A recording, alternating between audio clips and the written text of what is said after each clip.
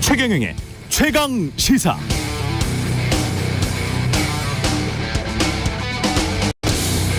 네, 10년쯤 전에 독일에서 팔레스타인 기자를 만난 적이 있었는데요. 독일에서도 팔레스타인은 국가로 인정하지 않고 있으니까요. 이 팔레스타인 기자는 비자가 아니라 여행증을 갖고 다닌다군요. 지금 이스라엘과 하마스 간의 전투가 벌어지고 있는 팔레스타인 가자 지구는 중세 때는 동유럽까지 지배했던 오스만 제국, 그러니까 과거 터키 땅이었고요. 2차 세계대전 전 1918년부터 48년까지는 영국, 48년부터 67년까지는 이집트 땅이었습니다. 이스라엘이 건국된 게 1948년, 그리고 20년 가까이 지나서 그 유명한 6.1 전쟁 있죠? 67년 3차 중동전쟁을 통해서 이스라엘이 대승을 거두고 이 가자 그리고 서한 지구를 이스라엘 영토로 편입해 버렸죠. 그리고 38년 동안 여기에 이스라엘 국민들을 들여보내서 정착점 만들고 이 지역을 통치합니다. 그러다가 결국은 2005년 국내외 압력에 굴복해서 자국 국민들을 이 지역으로부터 다 철수시키고 팔레스타인 자치정부에게 통치권을 위임하지만 2007년부터 다시 이 지역에 대한 육로, 해상, 공중으로부터의 접근을 모두 막아버렸습니다. 결국 가자지구 팔레스타인인들의 삶은 더 피폐해지고 그럼 모든 역사에서 증오가 불씨로 남아 최근 사태가 일어났다고 보는 게 맞을 것 같습니다. 근원적인 이유는 거기에 있는 것 같습니다. 어제 사우디아라비아 왕세자는 팔레스타인 국민들과 함께 설 것이다 이렇게 이야기를 했고, 하마스가 이스라엘을 타격했는데 가장 큰 정치적 피해를 보고 있는 것은 사실은 미국 바이든 대통령이 돼버렸습니다. 한국도 자칫 불통이 튈 수 있을 것 같은데요. 우려가 되네요. 네, 안녕하십니까. 10월 11일 세상에 이익이 되는 방송 최경영의 최강시사 출발합니다. 전 KBS 최경영 기자고요. 최경영의 최강시사 유튜브에서도 실시간 방송합니다. 문자 참여는 짧은 문자 50원, 긴 문자 100원이 드는 샵9730 콩오플 무료고요. 오늘부터 청취율 조사 기간입니다. 예, 의견 보내주시는 분들은 추첨해서 커피 쿠폰, 그중에서 베스트 의견 주시는 분들께는 2분이나 치킨 쿠폰, 예, 치킨 쿠폰 보내드리겠습니다.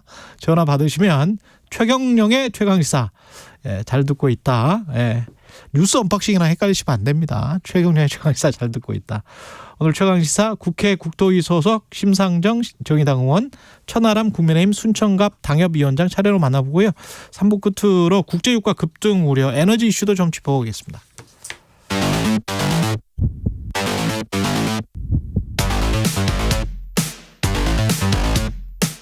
오늘 아침 가장 뜨거운 뉴스 언박싱. 네, 뉴스 언박싱 시작하겠습니다. 민동기 기자, 김민하 평론가 나와 있습니다. 안녕하십니까? 안녕하십니까? 참 이게 항상 불안해요. 최경영의 최강시사로 답을 해야 되는데 뉴스 언박싱 들었다 뭐 이렇게 말할까 봐 그게 상당히 좀 불안하더라고. 그러지 않으시겠죠. 네. 최경영의 최강시사라고 네. 하겠죠. 뉴스 언박싱이 인기가 너무 좋아. 네, 이거를 어떻게든 좀 억압을 시켜야 될 것 같은데 여기에서 코너 이름을 최경영의 최강시사로 바꾸죠. 그러면 되지 않습니까? 그런 이유라고 하시면은. 최경영의 최강시사가 더 유명합니다. 예. 네. 이스라엘과 하마스의 전쟁이 지금 격화되고 있습니다. 이스라엘이 막 공격하고 있습니다. 다시. 예, 네타냐후 이스라엘 총리가요, 가자 지구 주변에 10만 명의 병력을 집결을 했습니다. 그러면서 하마스는 끔찍한 일을 겪게 될 것이다. 군사작전이 막 시작됐다. 이렇게 입장을 밝혔고요. 조 바이든 미국 대통령에게 가자 지구에 지상군을 투입하겠다는 뜻을 전했다. 이런 지금 언론 보도까지 나오고 있는 그런 상황인데요. 이스라엘이 지금 공습을 지금 하마스 쪽에 벌이고 있거든요. 하마스 고위직 2명이 숨진 것으로 일단 파악이 되고 있습니다. 이건 뭐 로이터 통신 등이 보도를 했고 하마스 쪽에서도 인정을 한 그런 내용인데, 샤말라라는 하마스 경제부 장관하고요. 이 경제부 장관 같은 경우에는 테러 자금을 관리해온 인물로 알려져 있고, 마마르 같은 정치 당국자 같은 경우에는 뭐 이스라엘에 대한 테러를 포함해서 하마스의 주요 의사결정에 관여한 그런 인물로 알려져 있습니다. 그리고 이스라엘군이 이 소셜미디어를 통해서 가자 지구에 대한 뭐 한 1,500곳 가까이 되는 곳을 폭격을 했다라고 밝혔고 이스라엘에서 900명 이상이 희생된 이후에 강철검이라는 이름의 작전명으로 하마스에 대한 보복 공격에 나선 그런 상황인데요. 팔레스타인이라든가 하마스의 민간인 피해도 좀 속출을 하고 있습니다. 뭐 가자지구 사망자가 최소 770명에 이른다. 병원에서 뭐 환자들로 뭐 넘치고 있다 이런 보도도 나오고 있는 그런 상황입니다. 예. 그러니까 이게 뭐 예를 들면은 이스라엘은 여기에 대해서 지상군 투입이라든가 이런 것들을 포기할 수 없다 이제 이렇게 계속 주장을 하고 있는 상황 아니겠습니까? 예. 근데 이게 예를 들면 전쟁이 뭐 전쟁을 선포한 거니까 전쟁이 빨리 끝나려면 뭐 그렇게 해서라도 예를 들면 하마스 지도부를 붕괴시킨다거나 이제 이렇게 돼야 될 텐데 그러면 그렇게 해서라도 해법이 없다면 이제 그렇게 돼야 될 텐데 뭐 그것도 하기 어려운 조건이에요. 그러니까 어제도 쭉 말씀드렸지만 하마스는 지금 인지를 잡고 있기 때문에 또 하마스 대원들이 다 이제 팔레스타인 주민들 사이에 섞여 있는 그런 구조이기 때문에 이게 지상전을 펼친다고 해서 민간인 피해를 최소화한 상태에서 작전을 펼칠 수가 없는 구조이고 또 인질의 희생이나 이런 것들을 제로로 만들 수가 없는 상황이기 때문에 그렇죠. 이스라엘이 이제 섣불리 또 이제 들어갈 수가 없는 형국이고 그렇다고 해서 이스라엘이 그러면 지상군 투입이 아닌 다른 옵션을 지금 고려하기도 상당히 어려운 조건입니다. 그렇죠. 자기들 국민들이 다 지금 잡혀갔기 때문에 그래서 이제 이게 장기화되는 그런 상황까지도 전망을 해볼 필요가 있는데 그럼 그 장기화되는 상황에서 국제 여론이 이렇게 좀 하마스에 비판적이고 뭐 이런 상황으로 단결된 그런 조건이라면은 또 뭔가 국제사회의 압력으로 이거를 또 돌파할 수 있는 상황이 될 텐데 저 국제사회가 우왕좌왕하는 거거든요, 사실. 그러니까 앞서 말씀하셨듯이 이제 미국의 경우에는 바이든 대통령의 정치적 타격으로 지금 돌아오고 있고 바이든 대통령이 이게 순전한 악행이다, 학살이다 이런 표현을 쓰면서 하마스를 강력하게 비난을 했습니다. 네. 그렇습니다. 예. 그리고 이제 지금 이스라엘의 네타냐후 총리가 지상군 투입이 불가피하다라고 얘기하는 거에 대해서 말릴 수도 없는 거예요. 바이든 대통령은. 예. 그런데 여기에 대해서 지금 유엔 안보리의 경우에는 지금 합의를 이뤄내지 못했거든요. 어떻게 할 것인지에 대해서 러시아나 이런 불량 국가들 있지 않습니까? 여기에 대해서 이제 반대하기 때문에 유엔은 사실은 전기나 수도, 가스를 다 차단하는 것을 원천적으로 그렇죠.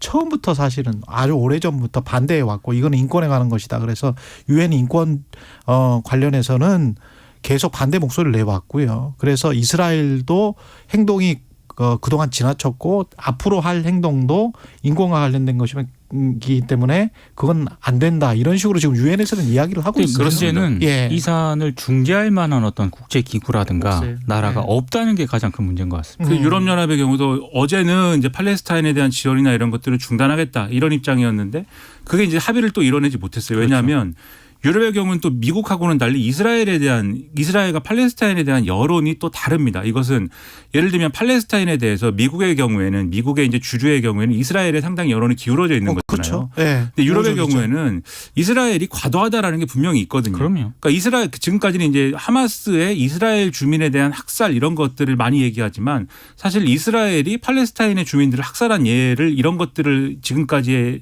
뭐 얘기를 하면은 이 견줄 바가 못 된다 이런 얘기를 유럽 사람들도 많이 하는 것이기 때문에 그리고 애초에 역사적인 사례를 보면은 사실 그 지역은 팔레스타인 사람들이 살고 있는 지역인데 예.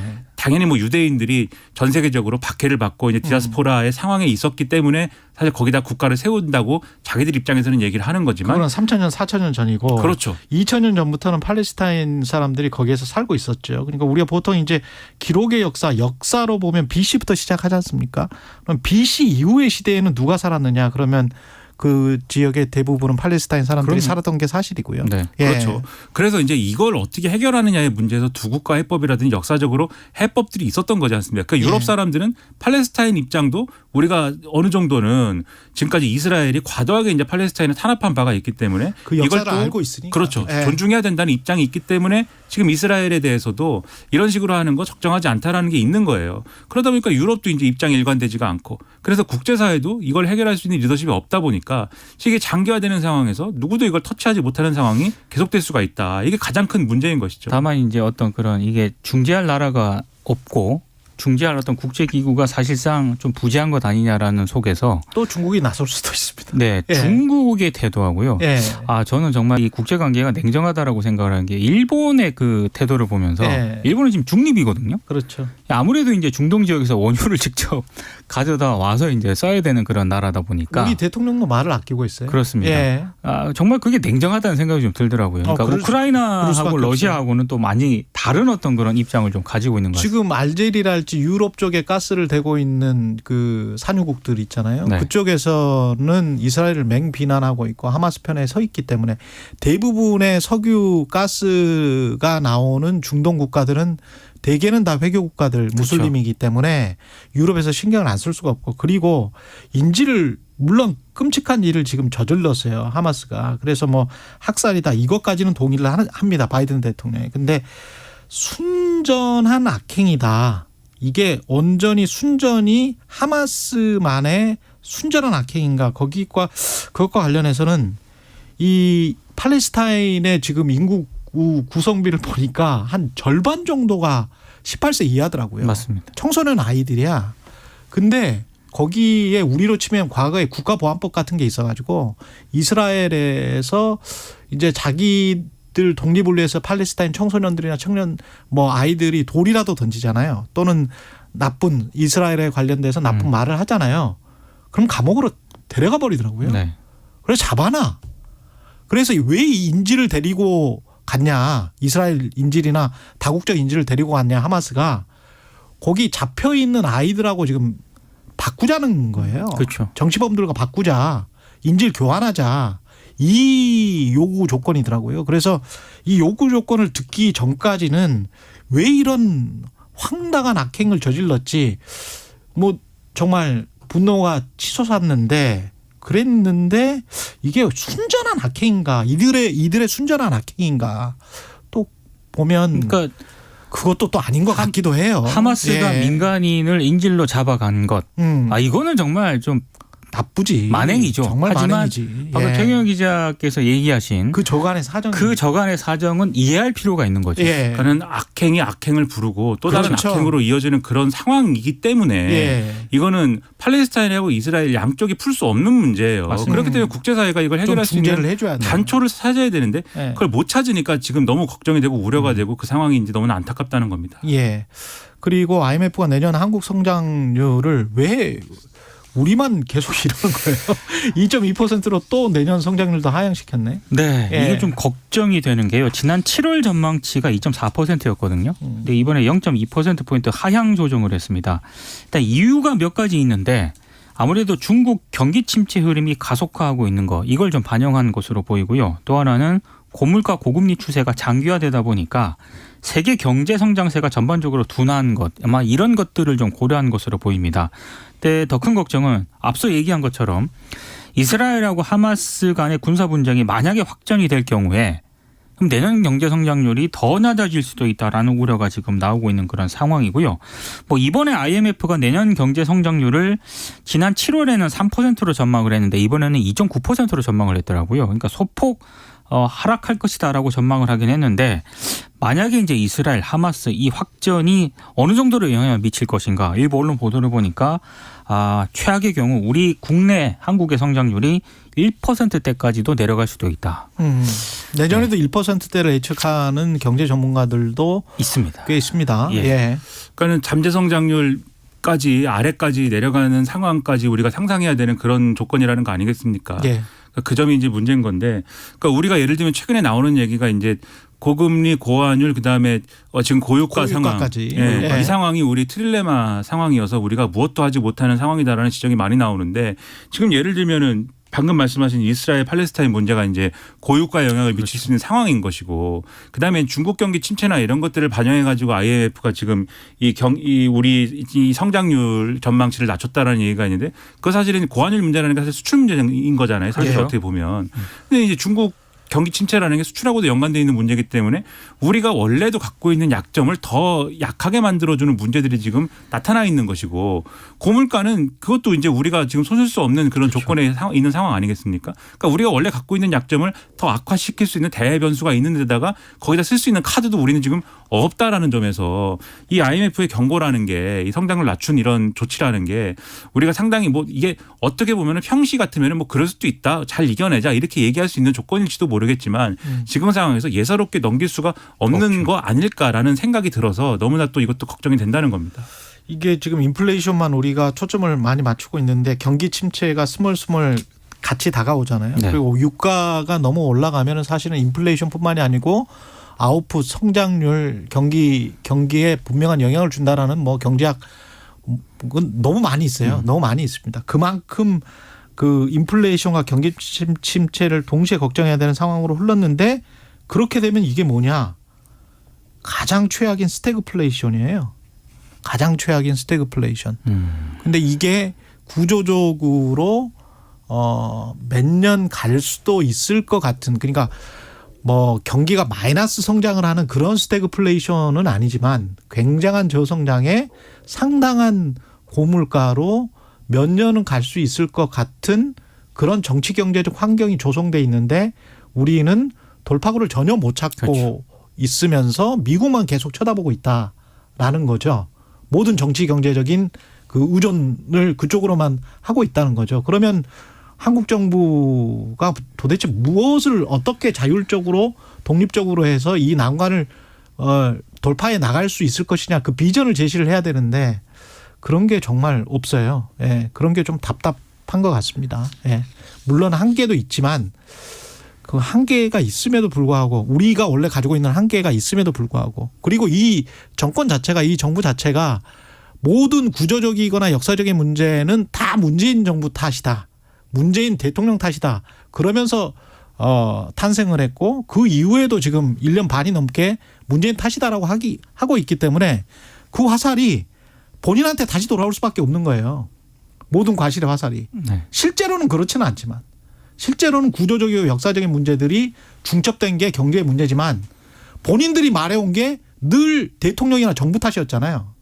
그러면 이제 대중들은 그러면 윤석열 정부 탓이네 이렇게 생각하게 된다는 거죠. 그러니까 지금이라도 그런 남 탓하는 것을 멈추고 진짜 경제 정책을 테이블에 앉아서 그렇죠. 국민들과 진지하게 논의하고 이거는 할 수 있고 이거는 할 수 없다라는 걸 정직하게 좀 이야기를 그렇죠. 했으면 좋겠습니다. 이제는 진실한 거를 얘기를 해줘야 됩니다. 진짜 청사진, 진짜 원래 갖고 있던 생각, 진짜 갖고 있던 원래 전망과 비전을 갖고 얘기를 해야 되는 거예요. 이제는. 예. 그리고 2028 대입 개편안 발표를 했는데 수능 과목을 2028년이군요. 예. 수능 과목 축소하고 내신은 5등급으로 하기로 했습니다. 그러니까 2028학년도는 지금 중학교 2학년이 대학 입시를 치르는 그 학년도인데요.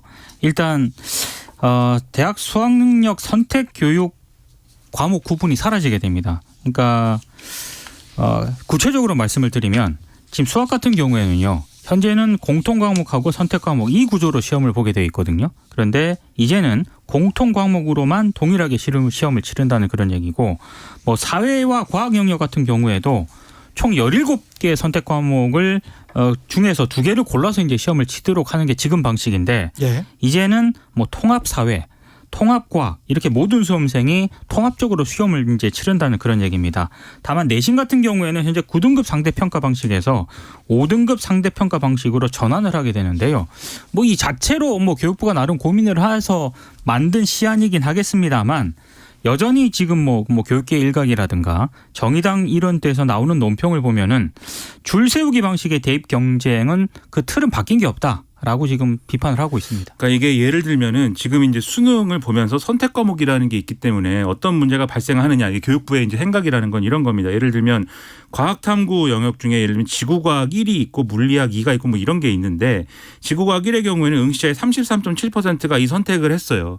그런데 물리학 2의 경우에는 0.6%밖에 선택을 안 했다. 이게 왜냐하면 뭘 선택하느냐에 따라서 자기 점수가 이제 이 예를 들면 등급이나 이런 게 바뀔 수가 있고 이 난이도가 있으니까 각각의 점수 잘 나오는 쪽으로 가는 거죠. 그렇죠. 이제 그런 쏠림 현상들이 있어서 이게 이제 부당하다 이런 게 있어서 그러면 공통 과목으로 다 이제 바꿔가지고 같은 과목으로 시험을 쳐라 이렇게 바꿨다는 건데 이게 여러 가지 이제 뭐 좋은 점도 있고 나쁜 점도 있겠죠. 근데 오늘 언론에 다양한 이제 평가가 있습니다만 공통적으로 지적이 되는 거는 지금 이제 이 선택 학점제를 이제 하지 않습니까? 고교 학점제를 하는데 그렇게 되는 거는 이제 고교 학점제라는 거는 이 학습 과정에서는 이제 선택의 비중을 늘리는 거지 않습니까? 그렇죠. 그러니까 일반적인 학과 과정에서는 선택의 비중을 늘리는데 시험의 과정에서는 그 선택의 어떤 이 폭은 좁히는 건데 없애는 건데 그러면 이게 학습의 과정에서는 선택의 비중을 늘리고 시험의 과정에서 없앤다라고 하면 안 맞는 거 아니냐. 예. 그러면 고교 학점제가 제대로 실효적으로 진행이 될 수 있겠느냐. 그러니까 이게 입시의 편의, 입시의 어떤 효과 이것에만 중심을 둬서 판단하다 보니까 전체적인 교육의 구조에 대해서는 지금 보지 못하는 거 아니냐 이런 지적이 있거든요. 그러니까 우리가 언제까지 이렇게 사실은 입시 제도의 어떤 뭐 형평성 그다음에 어떻게 공정하게 입시를 할 것이냐 이것만 가지고 땜질식 처방할 것이냐 전체적인 어떤 교육을 어떻게 효과적으로 할 것이냐에 대해서는 언제 좀 우리가 총체적으로 볼 거냐 이 지적이 있는 거예요. 예. 그래서 그런 점에서 좀 고민을 더 해봤으면 좋겠다라는 생각이 듭니다. 박상훈 님이 최강시사는 라디오 방송계 행운 편지 같아요. 청취하면 5명 이상에 추천해야 하니까요. 청취율 대박 나세요. 이렇게 말씀하셨고요.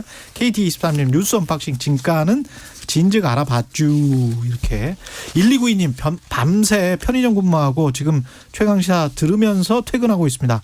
진짜 고생하셨네요. 밤새 편의점 근무하셨고 정말 고생하셨습니다. 최경련의 최강시사 항상 응원하며 청취율 1위 가자. 예, 고맙습니다. 뉴스 언박싱 민동기 기자 김민하 평론가였습니다. 고맙습니다. 고맙습니다. KBS 1라디오 최경련의 최강시사 듣고 계신 지금 시각 7시 41분으로 향하고 있습니다. 출근길 날씨 정보입니다. 지금 내륙 곳곳에는 안개가 짙게 껴 있습니다. 가시거리가 200m 미만으로 무척 짧은 곳도 있는데요. 아침까지 짙은 안개를 주의하셔야겠습니다. 이 안개는 기온이 오르면서 차츰 사라지겠고 오늘 하늘은 전국이 대체로 맑겠습니다. 현재 기온은 서울 12.9도, 광주 13.7도 등으로 어제 아침과 비슷해서 쌀쌀한데요. 한낮에는 지금보다 10도 이상 크게 오르며 서울과 대전, 대구, 제주가 23도, 강릉 22도, 전주와 부산 24도 등으로 어제와 비슷해 선선하겠습니다. 큰 일교차에 대비한 옷차림을 하시기 바랍니다. 현재 서울의 기온은 12.9도입니다. 날씨 정보 송소진입니다. 이어서 이 시각 교통 상황을 KBS 교통정보센터 이현 씨가 전해드립니다. 네, 출근길 정체 계속 길어지고 있습니다. 서울시내 사고 때문에 더 불편해진 곳들도 있는데요. 올림픽대로 공강 쪽으로 한남대교로 지나서 사고 발생했습니다. 암사대교부터 속도를 줄이고 있고요. 동작의 산강대교 쪽으로는 작업 영향을 조금 받고 있습니다. 분당서로 청담대교 쪽으로 성남 탄천 나들목에서 수어 쪽으로 정체가 심한데요. 여기는 수어 나들목 부근 1차로에서 추돌 사고 처리하고 있습니다. 이 구간 지나는데 30분 정도는 예상하셔야겠습니다. 경부고속도로 서울 쪽으로 멀리 양산 부근에서 정체고요. 외관 진출로에서 막히고 있습니다. 2회 정체 수도권 구간인데요. 수원에서 신갈분기점, 금토분기점에서 반포 쪽으로 답답합니다. KBS 교통정보센터였습니다. 오늘 하루 이슈의 중심. 당신의 아침을 책임지는 직격 인터뷰. 여러분은 지금 KBS 1라디오 최경영의 최강시사와 함께하고 계십니다. 네, 21대 국회 마지막 국정감사가 어제부터 시작됐는데요. 그 가운데 뜨거웠던 국토위 국감 관련해서 심상정 정의당 의원과 이야기 나눠보겠습니다. 안녕하십니까, 의원님? 네, 안녕하세요. 어제 국토위 국감은 몇 시에 끝났습니까? 12시 정각에 끝났습니다. 12시 정각에. 그럼 댁에 가셨을 때는 뭐 새벽이었겠네요. 네, 예. 가서 뭐 씻고 뭐 하니까 1시 넘었죠. 예.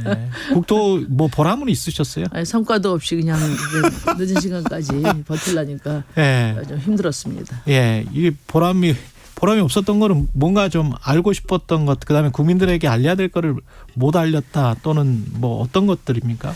그러니까 이제 요새 예. 뭐 저 청문회 무용론이 나오는데 예. 국감 무용론이 나온 지도 꽤 됐거든요. 그렇죠. 예. 그러니까 이제 이게 국감이 제대로 되려면 증인, 자료, 예. 그다음에 이제 그 진솔한 답변 이런 게 있어야 그렇죠. 되죠. 그렇죠. 그런데 이제 증인 채택도 뭐 예를 들면 양평고속도로 규명하는데 전현직 그 양평 군수 같은 분이 중요한데 이제 그렇게 요청하면은 또 한쪽에서 그 통계 조작 관련해서 문재인 정부 장관 불러야 된다. 그러다가 보면 또 김건희 여사 나와라, 문재인 대통령 나와라 이렇게 서로 서로 이제 힘겨루기 하다가 결국은 다 털어내고 이제 예. 실무자들 결국은 만 나오게 된 거고요. 양평 군수도 못 부르고 못 불렀죠. 제가 요청했는데 못 불렀죠. 그런 그렇게 식으로 서로 가는군요. 서로 이제 힘겨루기해서 다 털어버리고 네. 그리고 이제 실무자들만 데려다 놓는 거죠. 그리고 실무자들은 뭐라고 하나요? 아니 이제 거기다가 네. 더 중요한 게 뭐냐면은 이제 자료는 없다.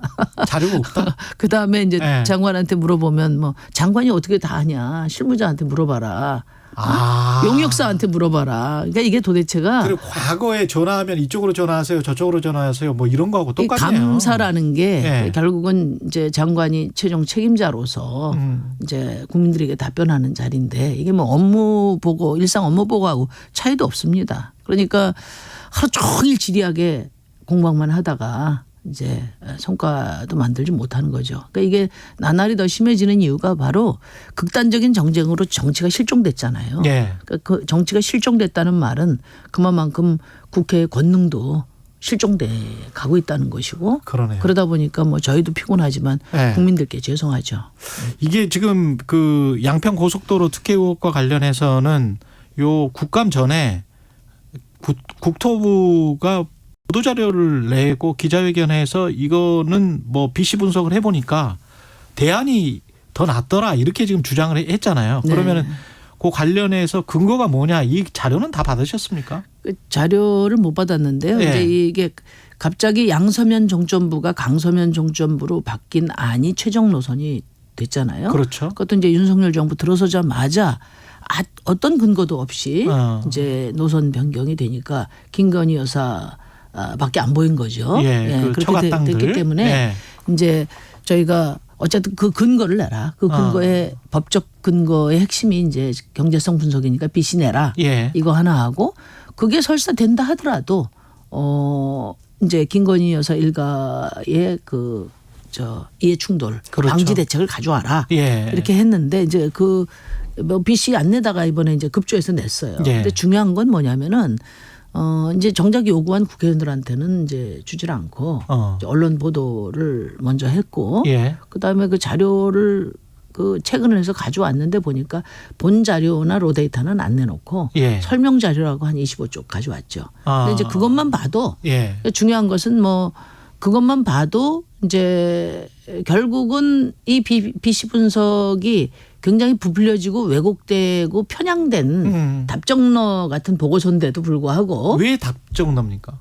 그러니까 이게 이제 지금 원래는 비용이 이 정도 들어가는데 뭐 차량 수가 뭐 6천 대인지 더 많이 왔다 갔다 하기 때문에 뭐 비용보다 편익이 앞선다 뭐 이렇게 지금 국토부는 주장을 하는 거잖아요. 그러니까 이제 네. 전문가들 얘기는 네. 이제 사실은 이런 비용 편익 분석을 제대로 할 수 있는 데는 대한민국에서 KDI밖에 없다. 네. 이렇게 이야기를 하는데 이제 민간 용역사가 해왔는데요. 네. 근데 어쨌든 뭐 지금 강상면 그 안을 뒷받침하기 위해서 뭐 여러 가지 급조해서 제가 어제 지적도 했는데 예를 들면은 그 영향권 범위를 어떻게 설정하느냐가 중요하잖아요. 그렇죠. 네, 그런데 이제 그 보도 자료에는 뭐라고 돼 있냐면은 예비 타당성 조사 그러니까 일안 예.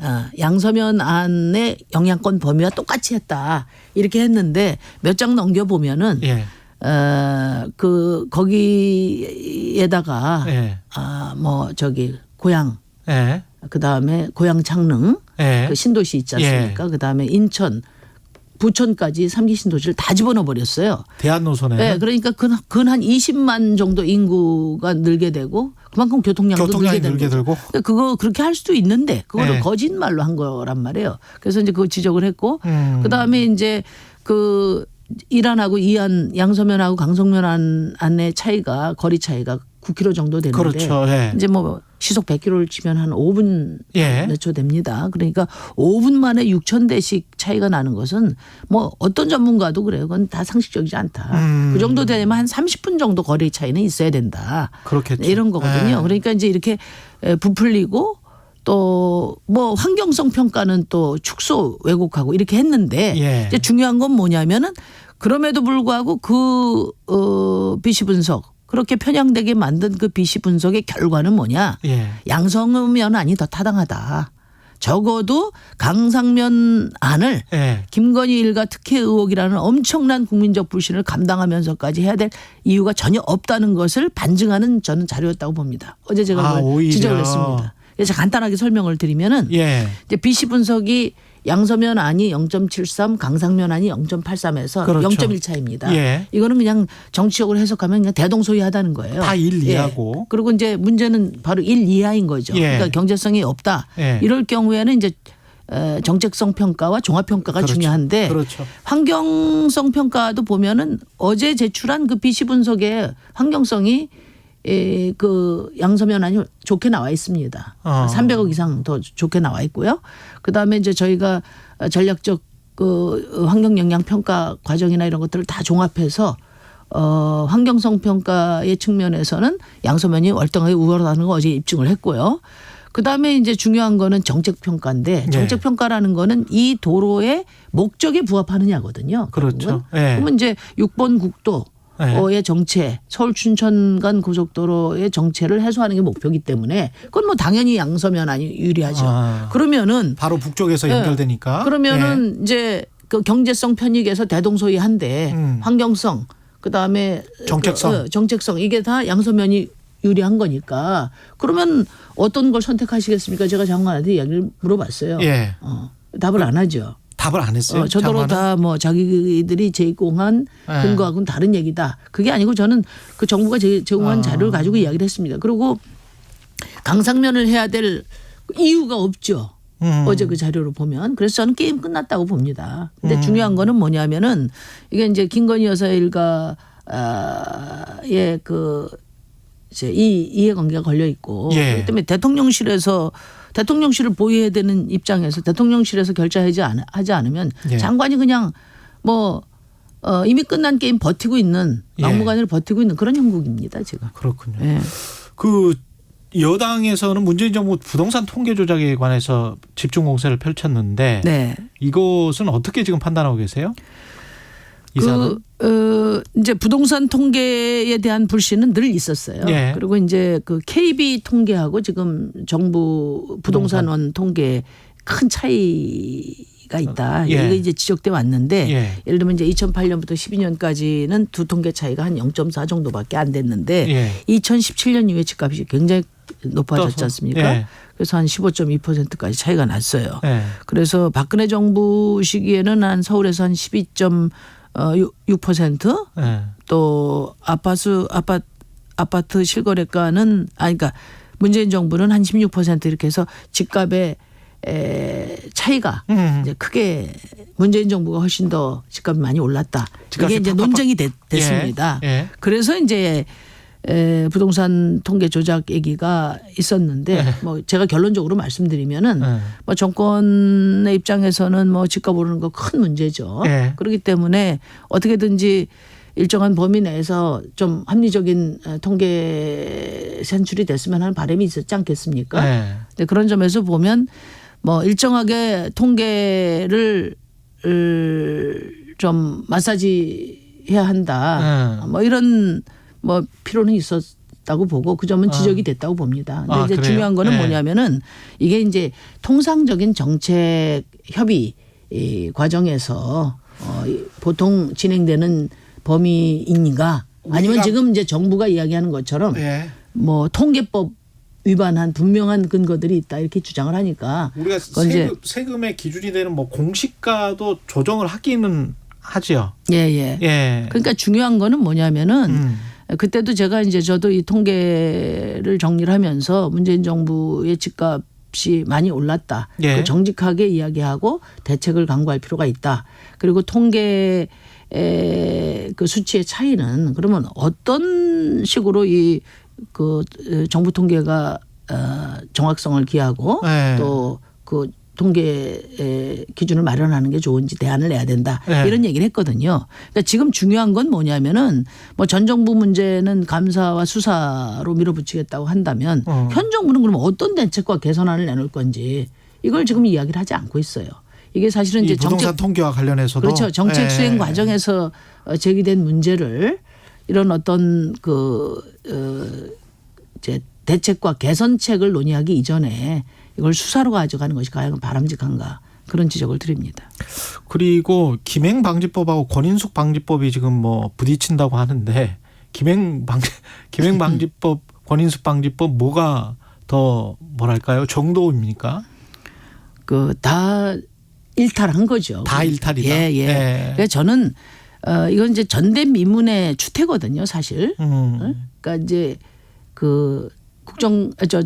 청문회 하다가 도중에 퇴장한 거는 그거는 야당 앞에서 위원장 앞에서 퇴장한 게 아니고 국민 앞에서 도망친 거잖아요. 그러니까 이것만으로도 자격이 없기 때문에 다른 거 이야기할 계제가 아니다. 저는 그렇게 생각하고 그다음에 뭐 여러 가지 의혹 같은 경우도 하나도 해소된 게 없잖아요. 그러니까 오락가락 해명 반복하다가 해명이 안 되니까 그냥 도망친 거지 않습니까? 그렇기 때문에 그래서 국민의힘은 도망치기 아니다라고 지금 주장을 하고 있고요. 그러니까 이제 국민 상식에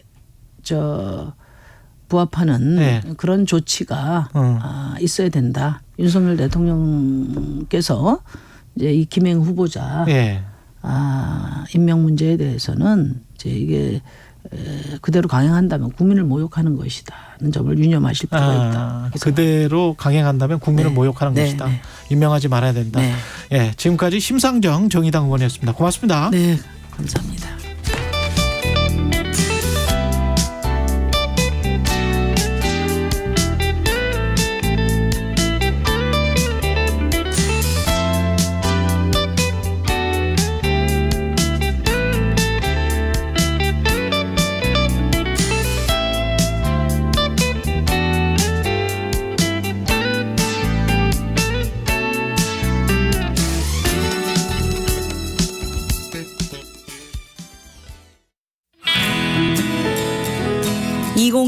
KBS 1라디오 연중기획 낮은 목소리 당신의 목소리를 들려주세요. 안녕하세요. 저는 행사 현장에서 경호 일을 하고 있는 최혜지입니다.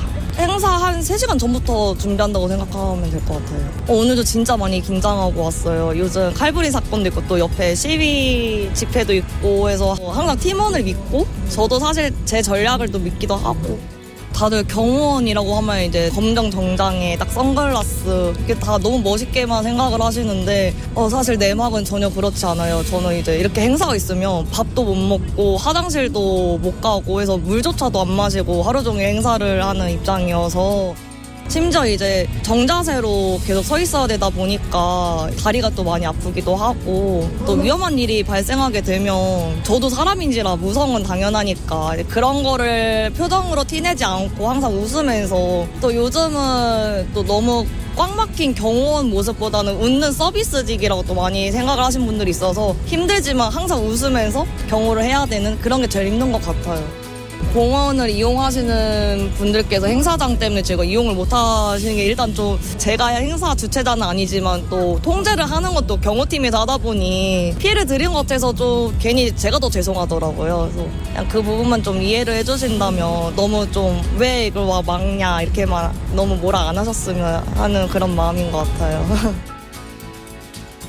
서로를 좀 더 이해하고 갈등을 줄여갈 수 있길 희망합니다.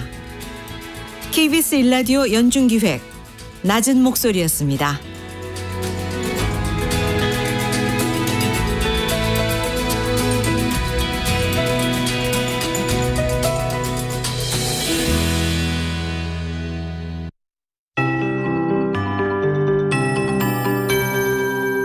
KBS 58분 날씨. 오늘 아침 출근길은 안개를 주의하셔야겠습니다. 내륙 지역을 중심으로 지금 가시거리가 200m 미만으로 무척 짧은 곳이 많습니다. 오전 9시 전후까지 안개가 영향을 주겠고요. 안개는 기온이 오르면서 점차 사라지겠고 오늘 하늘은 전국이 대체로 맑겠습니다. 현재 기온은 서울 13.4도, 부산 19도 등으로 어제 아침과 비슷하거나 조금 높지만 쌀쌀합니다. 강원 산지는 대관령이 2.9도까지 4도까지 떨어지는 등 5도 이하의 기온을 보이면서 서리가 내린 곳도 있습니다. 한낮에는 서울과 대전, 대구, 제주 23도, 강릉 22도, 광주와 부산 24도 등으로 어제만큼 오르겠습니다. 당분간 예년 이맘때 기온을 보이면서 아침에는 쌀쌀하겠고 낮에는 선선해서 일교차가 10도에서 15도 안팎으로 무척 크게 벌어지겠습니다. 감기에 걸리지 않도록 건강관리에 더욱 신경을 쓰시기 바랍니다. 한편 동해안은 내일까지 너울에 의해 높은 물결이 갯바위나 방파제를 넘는 곳이 있겠습니다. 해안가 안전사고에 유의하시기 바랍니다. 내일을 비롯해 이번 주 대체로 맑은 날씨가 이어지겠는데요. 다만 토요일 오후에 중부지방과 경북, 정북 지역에는 비 소식이 있습니다. 현재 서울의 기온은 13.5도입니다. 송소진입니다.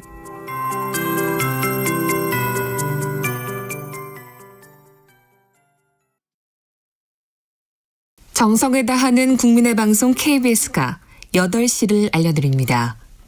AM 711kHz, FM 97.3MHz, KBS 1라디오입니다. HLKA.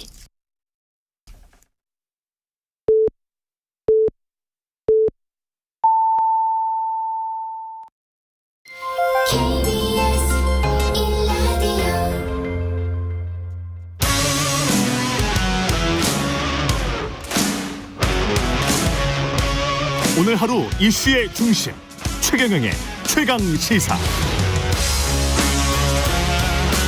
네, 그동안 최강 시사 좀 뜸했습니다. 오랜만에 만나는 분입니다. 천하람 국민의힘 순천갑 당협위원장 전화 연결돼 있습니다. 안녕하세요. 네, 안녕하세요. 천하람입니다. 예, 순천이세요? 저 오늘은 사실 다른 지역에 나와 있긴 한데, 그렇군요. 예. 네, 요새는 주로 순천에 있긴 합니다. 예, 순천 지역 민심은 어떻습니까? 저 개인에 대한 거는 예전보다 많이 좋아졌는데, 천하람. 네, 예. 정부 여당에 대해서는 사실 안 좋습니다. 예. 네. 이쪽으로 지금 출마하실 거잖아요. 네, 예. 저도 출마할 예정입니다. 공천은 충분히 받으실 수 있겠죠. 이쪽은 나오려고 하는 분들이 별로 없죠, 국민의힘에서. 사실 그렇죠. 이제 하태경 의원이 요즘 이제 수도권 출마, 그렇지. 서울 출마를 선언해서 좀 핫한데요. 예. 이제 뭐 사실 윤핵관이라고 불리는 분들이나 뭐 대통령실에서 일하는 분들 같은 경우에 전남 지역구로 와주시면 땡큐죠 뭐. 네. 예. 저랑 경선하러 오셔도 뭐 대환영입니다. 예. 네. 호남 의석 확보가 큰 목표일 텐데 국민의힘 같은 경우는 현재 이영호 의원이 여당 소속이지만 무소속으로 그쪽에서 당선됐었단 말이죠. 전북, 네. 남원, 임실, 순창. 어떻게 예상하세요? 사실은 뭐 간단치는 않은 것이 사실이고요. 예. 다만 호남에서도 그 민주당이 일당 독점 체제로 계속 가는 거에 대한 피로감은 분명히 있습니다. 그래서 실제 그 뭐 몇몇 어떤 여론조사 데이터들을 보더라도 그 인물 경쟁력이 있는 후보들 같은 경우에는 뭐 나름대로 괜찮은 결과들이 좀 나오기도 하거든요. 예. 또 제 입으로 말하기 쑥스럽지만은 예, 저도 나름대로 천하람이랄지. 네. 예. 이정현 전 대표랄지 예, 이렇게 예. 또 할 수 있기 때문에 예. 또 순천이 국민의 입장에서는 굉장히 전략 지역입니다. 그래서 좀 좋은 결과를 내서 교두보를 확보해야 되지 않겠나 생각하고 있습니다. 근데 하태경 국민의힘 의원이 이제 서울 출마를 결정을 했는데 홍준표 대구시장은 자기 살 길 찾은 것이다. 이게 약간 좀 깎아내리는 겁니까? 네, 저는 뭐 깎아내리는 거라고 보고요. 예. 근데 솔직히 얘기하면 정치인들은 다 자기 살 길 찾는 거 아니에요? 그렇지. 예, 다 자기 살 길 찾는 거잖아요. 그렇지. 예, 맞아요. 근데 자기 살 길을 어떻게 찾느냐가 중요한 거지 않습니까? 그게 명분이 있어야겠지요. 그렇죠. 저는 예. 정치인이라는 거는 결국 본인의 사적 이익의 추구가 어느 정도 공익과도 부합하느냐가 굉장히 중요하다고 보거든요. 당연합니다, 그거는. 네. 근데 하태경 의원이 자기 살 길을 찾는 방식이라고 하는 거는 영남에서 자기가 공천 잘릴 것 같아도 끝까지 버티다가 뭐 영남의 다른 지역구로라도 갈 수 있도록 해달라고 빌다가 또 그거라도 안 되면은 무소속으로 출마하다. 탈당해가지고 내가 무소속으로 출마해서 살아 돌아가겠다. 이런 형태의 구태 정치보다는 100배 나은 것이거든요. 그게 맞습니다. 예, 네. 맞습니다. 그러니까 이것이 글쎄요, 제가 홍준표 시장이 지난 총선에서의 본인의 행보를 떠올리게 해가지고 본인으로서는 좀 아픈 지점일지는 모르겠지만은 예. 그래서 하태경 의원이 훨씬 더 보다 나은 형태의 자기 살 길 찾는, 그리고 그것이 당에도 또 정치적인 공익에도 부합하는 형태를 보여줬다면은 그냥 그 자체로 인정하고 칭찬해주면 되는 거거든요. 그러면 홍준표 시장도 오히려 더 품이 넓다라는 평가를 받으실 겁니다. 왜냐하면 하태경 의원이랑 원래 감정이 안 좋은 거 우리 다 알고 있거든요. 왜 근데 그분들은 왜 감정이 안 좋았었죠? 뭐 예전부터 엄청 싸우셨어요. 그리고 지난번에 네. 그 뭐 바른미래 바른정당 이런 거 할 때도 많이 싸우셨고, 그리고 지난 대선 경선에도 보면 그 하태경 의원이 홍준표 그 시장한테 조국수홍 이런 별명도 만들어주고 그랬거든요. 그래서 또 사감이 있어가지고. 근데 사감이 좀 있다. 네, 홍준표 시장 정도 되면은 사감이 있어도 좀 품 넓게 안아주는 모습 보여주고 이러면 훨씬 더 차기 대선 주자로서 또 넓은 평가를 받을 텐데 그런 건 저는 좀 사실 이해하기가 어렵습니다. 그래서 사감을 앞세워서 깎아내릴 생각만 한다라고 이제 홍준표 시장을 비판을 하니까 홍 시장이 깜도 안 되는 자들이 당내에서 개혁을 빙자해 깐죽대고 있다. 네, 또 배신자다 이런 얘기 하더라고요. 그 천하람 위원장을 겨냥한 거라고 보세요? 네, 라고 볼 수밖에 없는 그런 타이밍이긴 합니다만. 맞아요. 저도 당연히 그렇게 보고요. 언론에서도 많이들 천하람 하태경을 직격했다 이렇게 쓰셨더라고요. 근데 이게 저는 좀 정말 이상하다 생각하는 게 그냥 본인 마음에 안 들면은 배신자라고 하시는 것 같아요. 아니 이게 또 한 번 보면요. 다시 탄핵의 강에 빠지자는 소리 같아요. 또. 그렇지 않습니까? 본인은 당을 지켰다, 바른정당에 갔던 사람들은 배신자다, 이런 얘기를 다시 꺼내시는 것 같은데, 이거 우리가 얼마나 힘들게 빠져나온 탄핵의 강인데 왜 다시 들어갑니까? 그리고 예전에 보면요, 지난번 홍준표 시장이 대선 경선할 때, 이준석 대표와 굉장히 가까운 느낌을 내셨어요. 젊은 세대들의 지지를 끌어내기 위해 가지고. 그렇죠. 맞습니다. 그러면은 그때 당시 바른정당에 갔었던 이준석 대표는 배신자가 아니고 본인과 사감이 있는 하태경 의원만 배신자라는 겁니까? 말이 안 되잖아요. 그러면은 그때 잣대가 바뀌고 또 본인도 예전에 박근혜 전 대통령한테 춘향인 줄 알았는데 향단이더라 이런 얘기 다 하고 그랬어요. 맞다. 기억나네. 그래놓고 이제 와가지고 본인 마음에 안 드니까 배신자다. 이거는 말이 안 되는 얘기고, 특히 저는 애초에 그때 당시에 정치를 안 했기 때문에 전 바른정당에 간 적도 없어요. 그렇죠. 그러니까 이게 아무런 원칙이나 기준도 없이 그때 모순되는 발언과 행태들을 좀 많이 보여주고 계시는 거 아닌가, 홍 시장님이. 그래서 일관성이 좀 떨어진다, 비판에. 저는 그렇게 봅니다. 하태경 의원은 마포울 출마설이 있었는데 정청래 최고위원한테 물어보니까 하 의원은 약체다. 한동훈 법무부 장관이랑 붙고 싶다, 이런 이야기를 하더라고요.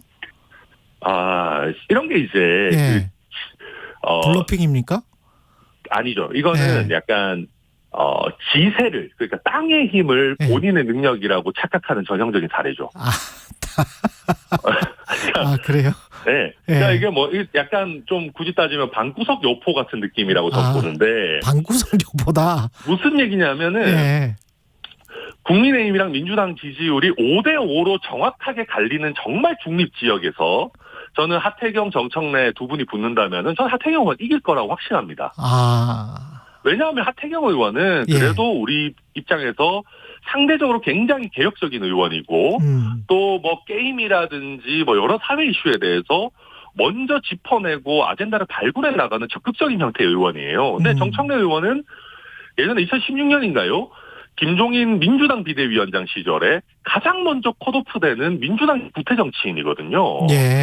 저는 그래서 이거는 5대5 중립지역이라면은 정청래 의원 이런 방구석 여포 같은 얘기 못 하실 거라고 보고, 하태경 의원 선에서 컷 당하실 분이 무슨 한동훈 장관 얘기입니까? 이거는 그냥 이제 자기 지역구에서는 자기가 유리하다라는 걸 앞세워가지고 그냥 본인 약간 허장성세 같은 거 하는 거죠. 그 하태경 의원의 이 서울 출마 선언이 어떤 국민의힘에게 특히 중진 의원들에게 뭔가 압박 같은 걸 줄까요? 어떻게 보세요? 있어야 되는데 있어야 된다. 걱정입니다. 네. 없을 것 같다. 있을지는 잘 모르겠습니다. 아, 이게 지금 사실은 영남 쪽에서 수도권의 격전지로 나오거나 아까 뭐 중립 지역이든 아니면 야당한테 약간 유리한 곳이든 그런 쪽으로 나오면은 되게 끝이 별로 안 좋긴 했잖아요, 결과가. 그렇죠. 사실은 특히 이번 선거 같은 경우는 국민의힘이 확장적인 전략을 쓰기 쉽지 않은 선거입니다. 전체적으로 이제 여론이 좀 올라가면서 치르는 선거가 아니잖아요. 예. 그러니까 사실 그런 식으로 좀 이렇게 세대 교체나 아니면 지역 교체를 추구하려면은 지난 지방선거 같은 분위기일 때가 좋아요. 그렇겠죠. 그래야 예. 상승세에다가 이제 중진의 나름대로 다른 지역구에서 쌓은 인지도까지 결합시켜가지고 확장하는 형태로 갈 수가 있는데 이번에는 그렇게 치르기 되게 어려운 선거라 가지고 다들 몸을 사리는 것도 이해는 됩니다만은 어려운 선거라고 해서 움츠려들고 몸을 사리게 되면 더 결과가 안 좋아지게 되는 거죠. 움츠려드는 정당한테 국민들이 선뜻표 안 주시거든요. 네. 네? 나오죠. 예, 나름 또 야권 우세 지역인데 떠나서 이제 서쪽 올라가 버렸단 말이죠. 네. 그런 것들이 이제 서로 간에 압박되는 카드가 될 것 같은데 누가 꼭 좀 나와줬으면 좋겠다. 서울로 뭐 그런 중진 의원들이 있으세요? 국민의힘에요? 예. 제일 좋은 분은 이제 장제원 의원이죠, 뭐. 장제원 의원. 네. 예. 그러니까 뭐 장제원 의원 강남 말고. 네, 그러니까 무슨 얘기냐면 결국은 이런 것들이 보면 내려놓는 것이 국민들께서 보시기에 더 아름다워 보이는 거 아니겠습니까? 가진 게 많은 사람, 힘이 센 사람이 내려놓는 게 또 그만큼 드라마틱한 효과도 있고 다른 사람도 다른 의원들로 하여금 좀 동참해야겠다라는 압박이 세지는 거거든요. 그리고 장제원 의원이나 아니면 이제 지금 당직을 맡고 있는 뭐 김기현 대표, 김기현 원내대표, 뭐 박대출 주책위 의장 이런 분들이 사실 솔선수범을 해주면은 그게 하나의 뭐랄까 흐름으로 갈 수가 있는데 하태경 의원은 물론 저는 그 결단 존중하고 이미 있다고 보지만 약간 독립된 이벤트적인 느낌이 훨씬 더 강하죠. 그러니까 뭐 윤핵관들이 던지고 이렇게 막 쭉 나오거나 뭐 고위 당직자들이 쭉 이렇게 서울로 올라오는 흐름을 만들어야 되는데 현재로서는 그런 게 보이지는 않습니다. 예. 그리고 김행 여성가족부 장관은 그 뭐 김행랑 그런 이야기가 나오는데 정부나 여당에서는 이게 이제 뭐 행랑은 아니다. 그건 가짜 뉴스다 이렇게 이야기를 하고 있습니다. 근데 국민들이 보기에는 여하튼 간에 좀 많이 이상하다 그렇게 느끼지는 않을까요? 그러니까 저는 이제 그런 겁니다. 기술적인 요소를 앞세워가지고 국민들께서 직접 보고 느끼는 거를 뒤집을 수는 없다. 그러니까 기술적인 요소는 그런 거죠. 뭐 여가위의 위원장이 뭐 사퇴해야 되는 거 아니냐라는 중립적이지 않은 얘기를 해서 이제 항의 차원에서 나왔다. 자, 항의 차원에서 여당 의원들까지 나오는 것까지는 그렇다 100번 양보를 치더라도 그런 적은 꽤 있었으니까 후보자가 거기에서 갑시다라고 해서 따라 나오는 거는 사실은 헌정사에 있었던 일인지 잘 모르겠습니다. 그래서 이거에 대해서 우리가 아무리 뭐 이런저런 기술적이고 뭐 테크니컬한 얘기들을 하더라도 국민들께서 보시기에 아니 후보자가 나가던데라고 하는 거를 우리가 그걸 어떻게 이깁니까? 그리고 저는 이런 것이 그러니까 이게 늘 모든 것이 그렇지만 민주당 정부에서 민주당 후보자가 이렇게 해도 우리가 박수치면서 통과시켜 줄 거냐라는 걸 기준으로 삼아야 되는데 말이 안 되잖아요. 그러니까 우리가 민주당 후보자가 그렇게 하는데 아유 잘했다 뭐 우리가 편파적이었으니까 그럴 수도 있지 이럴 리가 없거든요. 그러니까 역지사지를 해야 되는 거죠. 예. 근데 이 상황에서도 이제 강행할 수도 있다 이런 이야기가 나오는데 어떻게 보세요? 대통령이 임명할까요? 하실 것 같습니다. 제 느낌에는. 그래요? 네, 제 느낌에는 하실 수가 있고 뭐 이제까지 패턴으로 보면 하실 수 있을 거라고 보고 그리고 만약에 지금 이제 여론의 뭐 어떤 눈치 내지는 뭐 이런 압박 때문에 임명 안 할 것 같으면 저는 강서구청장 선거가 사실 오늘인데 어제까지라도 사퇴를 시켰어야 되는 거 아닌가 싶어요. 선거에 좀 더 유리해질 수가 있군요. 그렇죠. 네. 그러니까 지금 이제 보면 강서구청장 선거의 마지막 변수라고 하는 것이 김행 후보자 청문회로 지금 마무리되는, 그러니까 그나마 그거를 하태경 의원이 조금 긍정적인 이슈로 좀 막아준 그런 형국인데. 그러네요. 네, 이거를 만약에 뭐 정말로 좀 강서구청장 선거 지금 당 차원에서 뭐 김기현 대표 거의 매일 가고 총력전을 하고 있는데, 뭔가 여론에 좀 좋은 흐름을 조금이라도 만들려고 했다면은 어제라도 사퇴시켰어야 되는데, 이게 이제 결과 나오고 나서 하겠다 이런 거는 너무 여론 눈치 보는 느낌이라서 윤석열 전 대통령 스타일이 아닌 것 같아요. 제가 봤을 때는. 그렇군요. 그래서 저는 임명할 것이다. 네, 어제까지 사퇴 안 하신 걸로 봤을 때는 임명하는 수순으로 가지 않겠나 예상합니다. 근데 그게 총선 때 얼마나 드라마틱하게 엑시트를 여가부를 시킬 수 있을지는 모르겠습니다만은 총선 때까지 계속 이제 이런 이미지가 남으면 여가부 장관이라는 거는 계속 뉴스에 나오잖아요. 그렇죠. 그러면 이게 총선이나 뭐 국민의힘에 좋을 거는 없을 것 같은데 지금 상황에서는 어떻게 보십니까? 그런 것들은. 그러니까 저도 뭐 좋을 건 없을 거라고 보고요. 예. 다만 이제 아직까지 총선과 시간적인 간격이 남아 있다. 예. 막상 임명되고 나면은 뭐 그래도 이런 이슈가 좀 줄어들지 않겠느냐라는 생각을 가진 부분들도 분명히 있을 거라고 보고, 그리고 근데 저는 이제 총선의 유불리를 떠나가지고 이런 형태의 이제 선례들 우리가 계속 자꾸 만들기 시작하면, 그렇죠. 네. 우리가 야당이 됐을 때 과연 상대방을 뭐라고 비판할 수 있겠나. 또 똑같이 우리도 내로남불의 행태를 계속 이어나가는 악순환에 빠지는 거 아닌가, 뭐 걱정입니다. 그때도 그러지 않았느냐, 뭐 이렇게 하면 또 막을 논리가 별로 없을 거고. 지금 막을 논리가 없고 그냥 이게 예를 들면 저 같은 사람들이 나와가지고 민주당을 대상으로 할 말이 없어지는 거는 부차적인 문제고, 예. 우리 국회의 의정 문화라고 하는 것이 점점 열화되고 있거든요. 안 좋아지고 있는 거 아닙니까? 근데 이제 결국은 어떤 절차 형식이 생각보다 내용을 많이 좌우합니다. 근데 맞습니다. 예. 네, 이런 식으로 우리가 이제 절차나 형식에 있어가지고 계속 우리 스스로의 기준을 낮추면 국회라는 것이 대한민국에 있는 최고 수준의 회의체여야 되는데, 그러니까 우리 나라 전체 회의체 수준을 계속 낮추고 있는 거죠, 어찌 보면. 그렇죠. 예. 네. 그게 또 시민사회에 또 영향을 주고, 시민사회에서도 뭐 저쪽에서도 저렇게 하는데, 그럼요. 우리도 뭐 어때? 우리도 좀 이렇게 뭐 싸우고 뭐 난장판 나도 상관없지 뭐 그냥 이렇게 가는 거니까. 그렇죠. 예. 뭐 그런 게 전반적으로 걱정입니다. 지지율을 좀 여당이 올리려면 어떻게, 또 대통령도 마찬가지고 어떻게 해야 된다고 보세요? 지금부터 뭐 이제 시점일 것 같은데. 질문이라 제가 한마디로 정리하면은, 우리가 야당 때 정부에 대해서 했던 얘기를 지키면 됩니다. 네, 우리가 야당 때 정부에 대해서 했던 얘기들 보면 주옥 같은 얘기도 너무 많거든요. 예. 네, 보면은 뭐 왜 야당과 협치 안 하냐, 뭐 외교 안보의 중요 이슈들에 대해서 왜 야당과 상의하지 않느냐, 뭐 국민 눈높이에 안 맞는 국무위원 후보자들 이거를 후보라고 내놨냐, 뭐 막 너무 좋은 얘기들 너무 많아요. 그러니까 네, 그거를 우리가 이제 과연 실천하고 있냐, 뭐 공정과 상식 뭐 이런 슬로건까지 가지 않더라도 그냥 우리가 야당 때 해놨던 얘기에 뭐 한 절반도 너무 과한 것 같고 3분의 1만 가다가 지켜도 저는 국민들께서 높게 평가하시리라고 생각합니다. 민주당은 구속영장 기각 이후에 약간 안심하는 분위기가 있는데, 안심할 수 있다라고 보세요? 총선까지? 못하죠.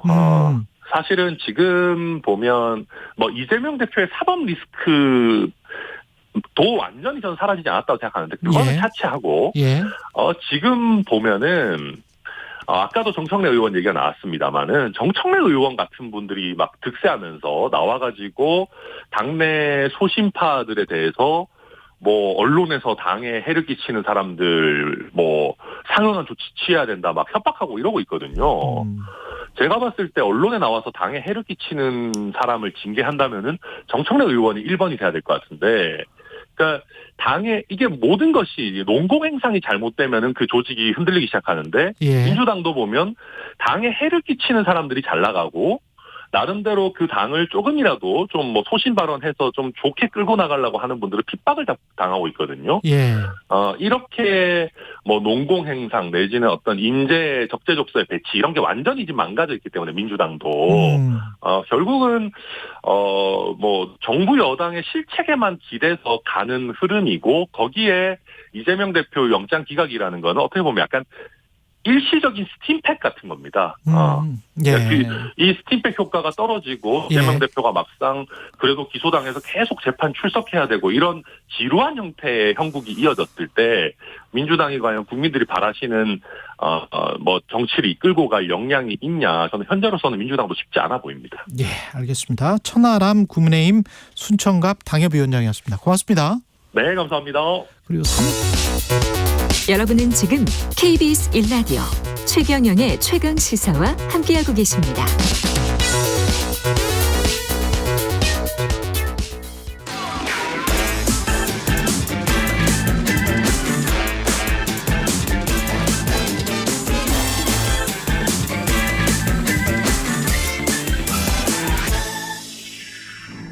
네, 한번더 뉴스 오늘은 경향신문 박순봉 기자와 함께합니다. 안녕하십니까? 네, 안녕하세요.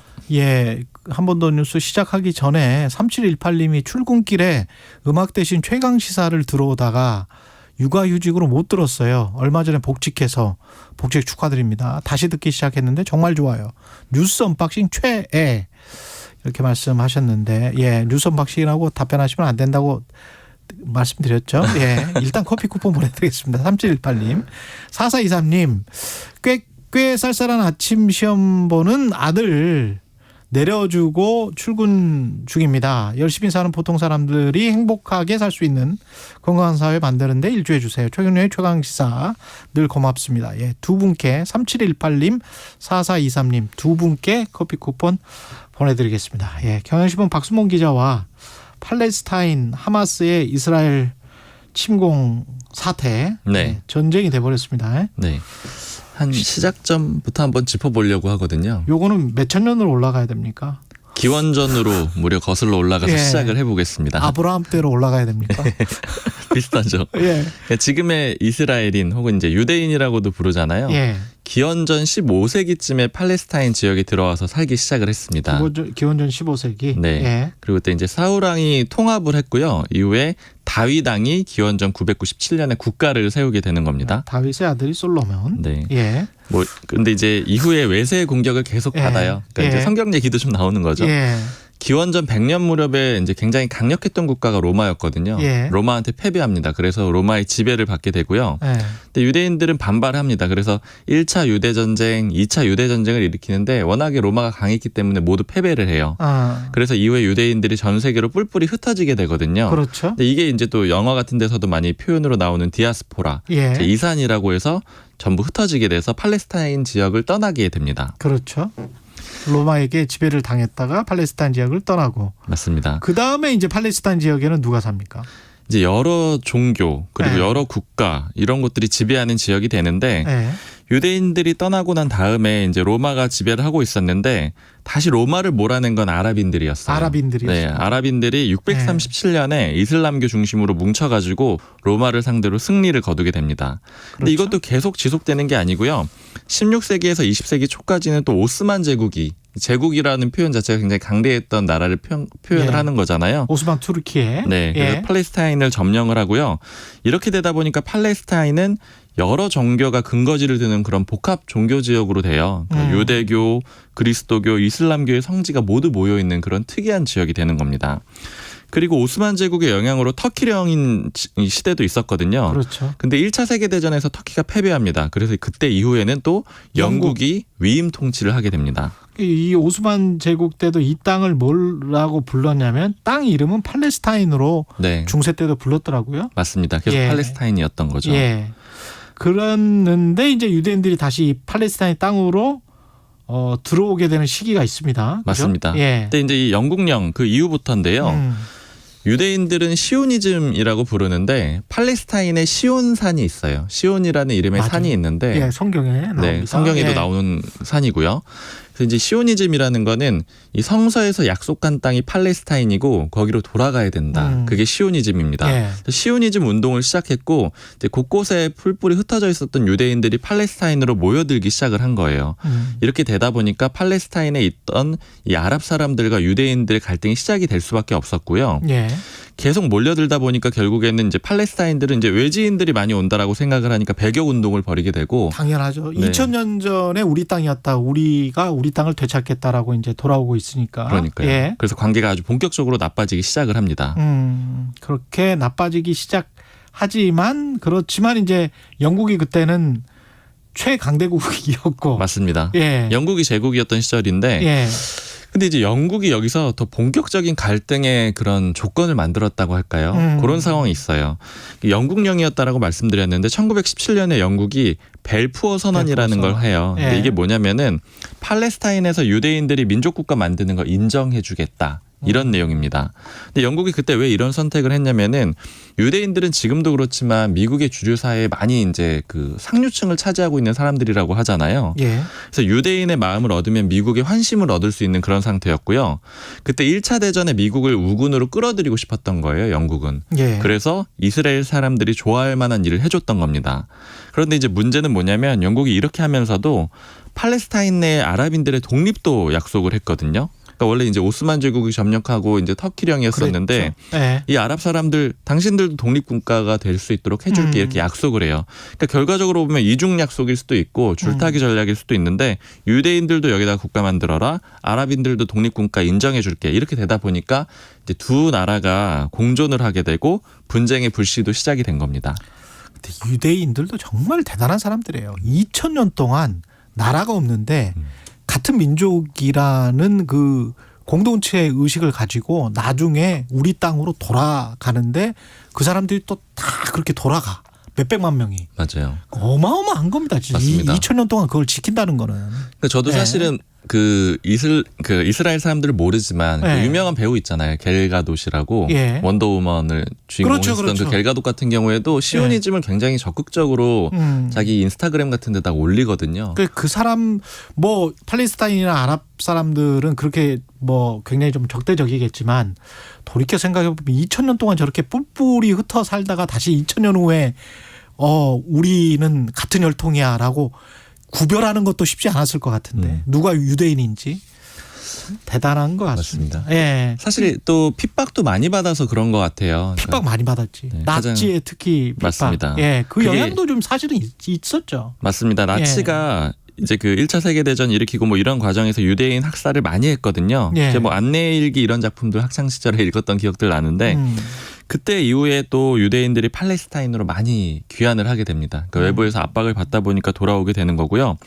그래서 2차 세계대전이 끝날 때쯤에는 팔레스타인 인구의 31%가 유대인이 돼요. 그러니까 이주자들이 많이 늘어와서요. 예. 그리고 땅을 소유하게 된 것도 전체의 5.7%, 한 5, 6% 정도를 차지한 걸로 그렇게 집계가 됩니다. 이렇게 되니까 안 그래도 외지인들이 들어와서 불안해하고 배격 운동을 했던 이제 아랍 사람들로서는 더 긴장이 고조되고 갈등이 심해졌던 그런 상황이었던 거고요. 예. 이렇게 되다 보니까 영국은 이제 이거 어떻게 해결해야 되지? 뭐 마땅치가 않은 거예요. 그렇죠. 그래서 이 문제를 EU로 넘겨요. 그래서 EU가 유엔으로 넘깁니다. 유엔으로. 유엔으로. 근데 유엔이 1947년에 이런 결정을 합니다. 팔레스타인을 분할을 하는 결의안을 가결해요. 그러니까 그만 싸워 나눠주게 이렇게 한 겁니다. 예. 그래서 아랍 지구는 48%, 유대 지구는 52%로 분할을 하게 되거든요. 예. 이렇게 되면 이제 이스라엘은 이제 사실상 이제 독립이 가능해진 거죠. 그렇지. 그래서 1948년 5월에 이스라엘 독립이 선포가 되는 거예요.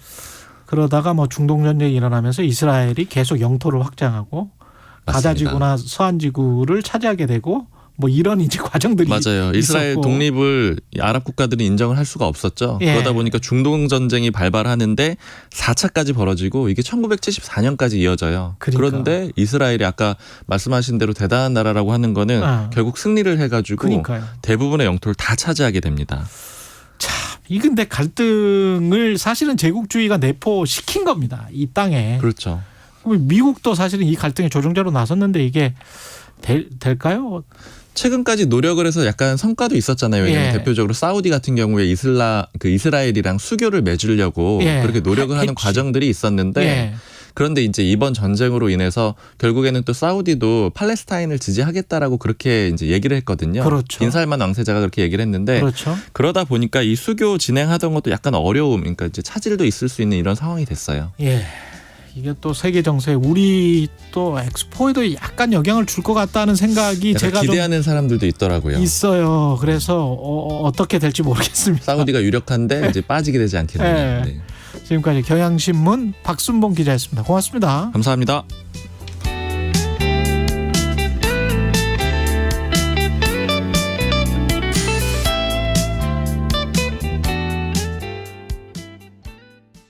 잠시 후 8시 반부터 일부 지역국에서는 해당 지역 방송을 보내드립니다.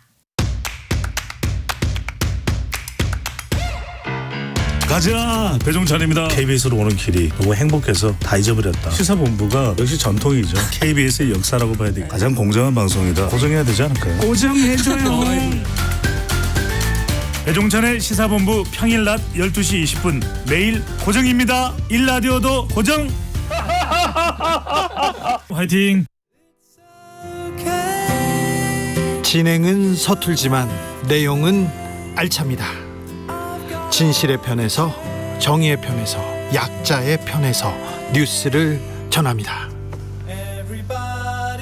주진우 라이브와 함께 더 많이, 더 오래 웃었으면 좋겠습니다. 매일 오후 5시 5분 KBS 1라디오 주진우 라이브. 지금 시각은 8시 30분입니다. KBS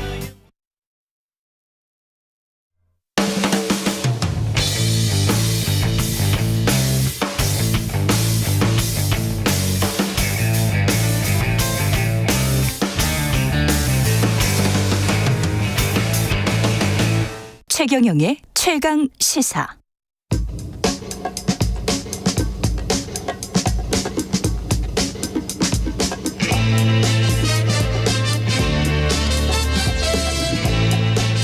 네, 우리가 접하는 뉴스의 태초부터 지금까지 뉴스 일대기를 쫙 살펴봅니다. 뉴스톱 김준일 수석 에디터, 최영창 한국경제 기자, 오늘은 박대기 기자가 개인 사정을 못 나옵니다. 그들의 전지적 시점으로 분석하는 뉴스 일대기 지금부터 시작하겠습니다. 안녕하십니까? 안녕하세요. 안녕하세요. 예, 항저 아시안 게임으로 다시 논란이 되고 있는 것 같습니다. 병역 특례 일대기를 살펴보겠습니다. 네.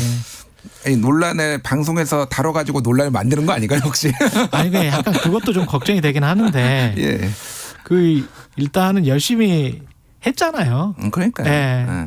그러니까 몰래 어떻게 부유층 자제나 권력을 통해서 몰래 뺐던 사람들이 있잖아요. 그게 아니고 자기 노력으로. 그렇죠. 근데 그 기준은 어디까지 줄 거냐. 네. 결국 그거잖아요. 근데 뭐 논란을 당하는 당사자 입장에서 좀 억울할 겁니다. 왜냐하면 그렇지. 법이 정한 합법적 테두리 안에서 난 최선을 다했고 그거에 따른 혜택이다. 그렇죠. 이렇게 할 수 있기 때문에. 네. 그렇지만 지금 커뮤니티 이런 데서 특히 젊은 세대 군대를 가야 하거나 갔다 온 사람들은 좀 덜한 것 같은데 가야 하는 젊은 친구들은 이거 너무 이상하다, 억울하다, 뭐 이런 좀 반응이 있으니까. 특히 이제 종목마다 좀 갈리는데 e스포츠 같은 경우에 e스포츠가 이제 스포츠가 아닌 것 같거든. 예, 와 이렇게 띠디디 오락에서부터 시작해서 이제 스포츠로 일렉트로닉 스포츠라니까.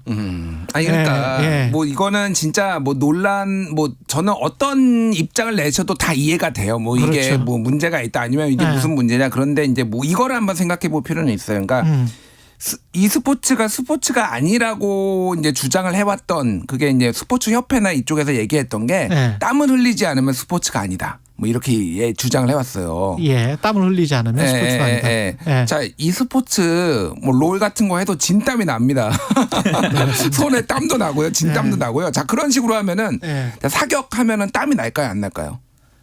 아니 근데 그건 집중력이 굉장히 필요하거든. 아니 e스포츠는 진짜 집중력 장난 아니에요. 필요한 게 제가 그러니까 필요하다. 엄청나게 필요하죠.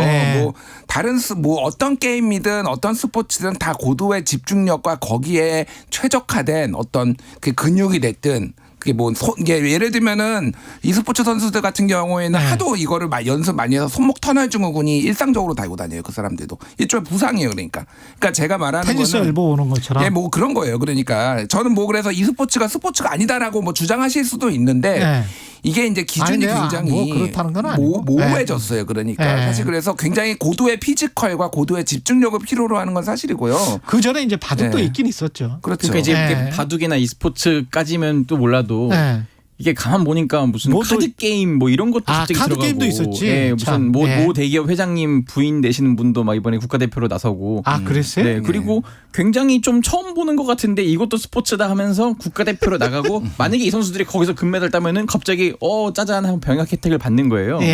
좀 그런 게 있고 사실 좀 지금은 좀 오래됐지만은 승마 같은 경우에 특히 좀 돈 있는 분들, 돈 많은 분들 사실은. 자제. 지금도 승마는 뭐 돈이 있어야 돼. 한화 삼남께서도 이제 그때 도하에서 금메달 딴 다음에 합법적으로 병역 면제를 받았잖아요.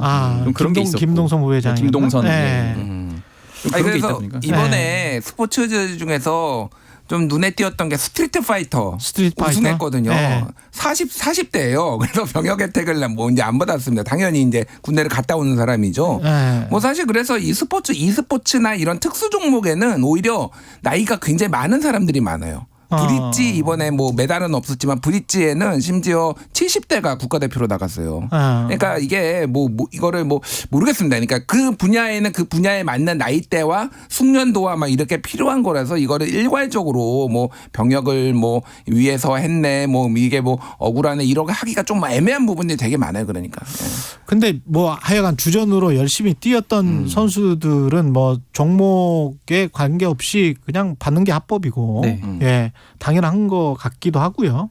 근데 경기를 한 번도 안 뛰고 병역 혜택을 받는 선수들도 있습니까? 그렇죠. 이번에 야구 대표팀의 경우는 그 투수의 곽빈, 지금 두산 베어스 소속의 곽빈 선수가 있는데 몸 상태가 좀 안 좋았어요. 가서 이제 던지고 싶은데 물론 이제 우리나라 뭐 문동주, 곽빈 원투펀치 이래가지고 기대를 모았는데 본인 컨디션이 안 좋아서 나가봐야 어차피 팀의 전력에 도움이 안 되니까 엔트리엔 들어있지만 경기에 못 나선 거예요. 그러다 보니까 결국 결승전까지 한 경기도 못 뛰고 돌아와서 금메달은 받고 병역 혜택은 받으니까 이게 이제 뭐 언론 기사 제목부터가 이제 무임승차 이런 식으로 나와버리는 거죠. 팬들이 가장 조금 더 좀 열분을 토하는 거는 특히 이제 이런 단체 종목들. 근데 원래 회사에서도 그 20%만 일하잖아요, 사실. KBS는 그럽니까? 20%밖에 일 안 합니까? 아니, 그 경영학에 나와. 경영학에 나오는 그 제 이론을 말씀드리는 건데 20대 80으로 일을 하다가 20%를 다시 뽑아요. 다시 뽑아서 어떤 조직에 넣어놓잖아요. 그러면 또 그 안에서 20%만 일해. 그게 이제 조직에서 이 우연치 않게 열등과 우등이 가려지면서 주도에 나가는 사람들이 있기는 있지. 그렇죠. 뭐 이제 직책이 또 이제 뭐 만든다, 사람 만든다라는 얘기도 있는데, 요 무임승차는 예전에 가장 논란이 됐던 게 뭐냐면은 2012년 영국 런던 올림픽이었는데 그때 축구 경기였거든요. 한국과 일본의 축구 이제 동메달 결정죠. 근데 이제 올림픽이니까 동메달만 따도 되는 거잖아요.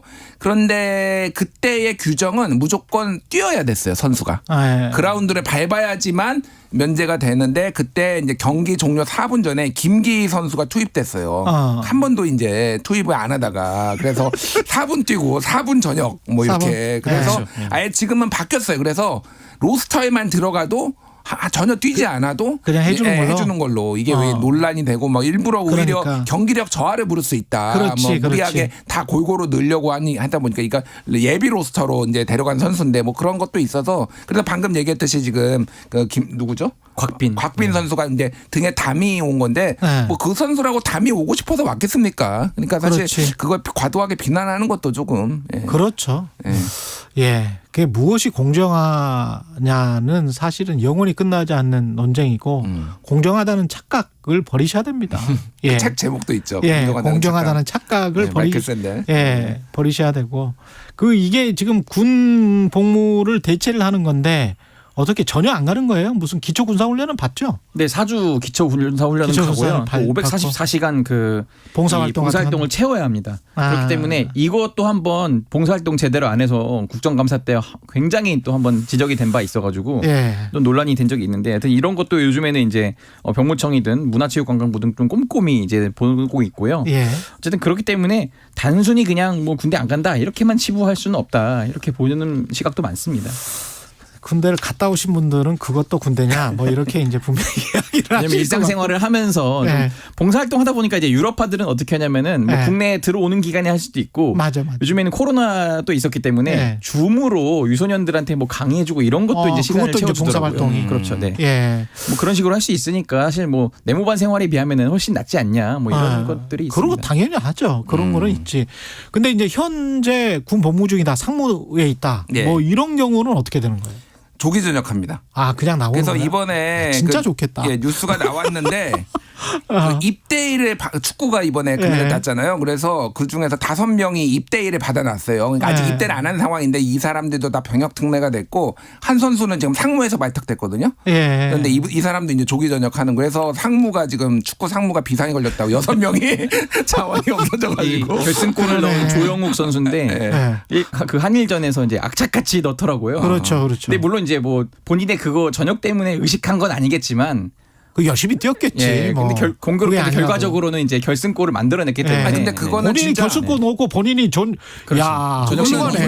신고하고. 근데 외신에서 예전에 분석도 했어요. 그러니까 한국 선수들은 왜 이렇게 열심히 뛰냐, 쟤들은. 인센티브가 하나 더 있다. 그러니까 그런 내용에 대해서 분석 기사가 나올 정도로 이게 굉장히, 그러니까 인생의 황금기 같은 그 피지컬, 그러니까 육체적으로 가장 좀 왕성할 때잖아요, 그때. 그러니까 이거에 대해서 조금 많이 이제 조금 해가지고 혜택을 받아서 이게 돈으로도 연결될 수가 있고 본인의 커리어나 그러다 보니까 정말 진심으로 뛴다. 아니 근데 제 기억에 아시안 게임 금메달은 병역 특례가 안 됐었는데 언제부터 된 건지.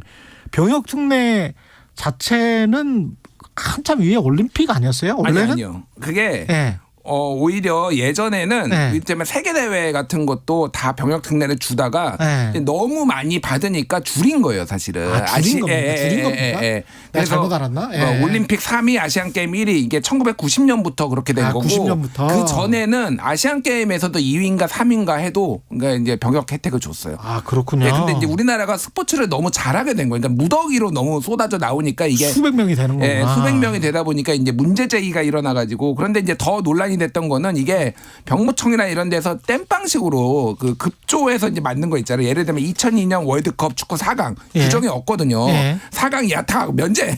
그리고 2006년에 WBC 월드 베이스볼 클래식도 야구 4강.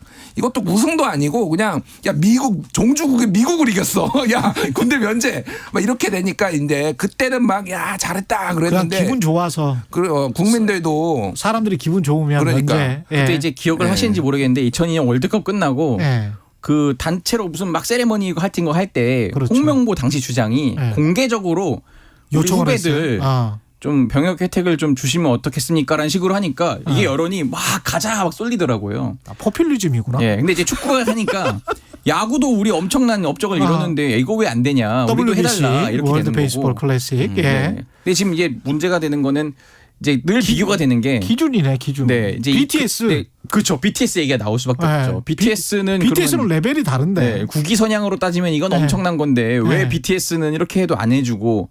그래 또 이제 이게 체육만 있는 게 아니거든요.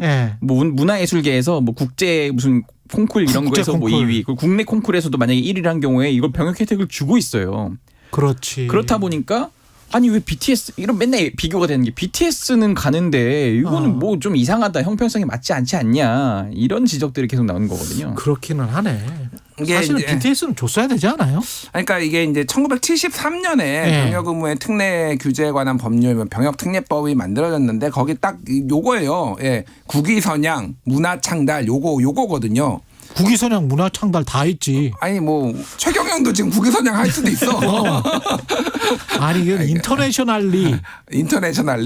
국위선양이라는 게 국제적으로 하는 거잖아요. 근데 BTS는 제가 보기에 예수와의 BC와 AD를 나누는 것처럼 BTS 이전과 이후로 나눌 수가 있습니다. 한국 대중문화는. 진짜로 그 정도는 한 거예요.